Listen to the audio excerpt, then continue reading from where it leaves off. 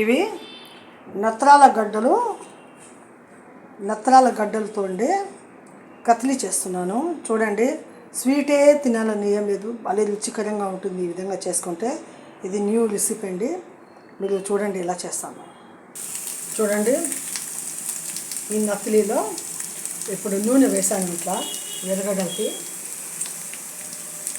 కొద్దిగా ఎర్రమిర్చి కారం అండి, ఎర్రమిర్చి కారము కొద్దిగా చిలికరించుకోవాలి. ఆ తర్వాత మిక్సీలో పొడి కొట్టుకున్న జీలకర్ర పౌడర్ కూడా ఇలా పట్టించాలి. ఉప్పు కూడా చల్లేసాను.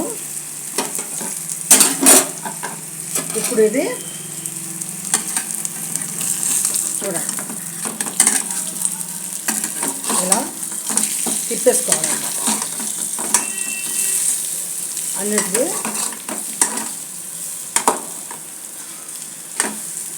ఇలా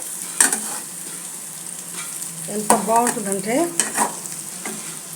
మంచి రుచికరంగా బాగా ఉంటుందండి. అబ్బా, మీరు ఒక్కసారి ట్రై చేయండి. నిజంగా ఈ చిలకడ దుంప, ఈ దుంపల్ని ఈ విధంగా మీరు కారము, ఉప్పు, ఆ తర్వాత కాస్త జీలకర్ర పొడి వేసి మీరు ఈ విధంగా చేసుకుంటే భలే రుచిగా ఉంటుందండి. మీరు ట్రై చేయాలి. అది బ్రేక్ఫాస్ట్ లాగా తీసుకోండి. మీరు ఎంత రుచిగా ఉంటుందంటే, లేదా స్నాక్స్ లాగా కూడా తినచ్చు.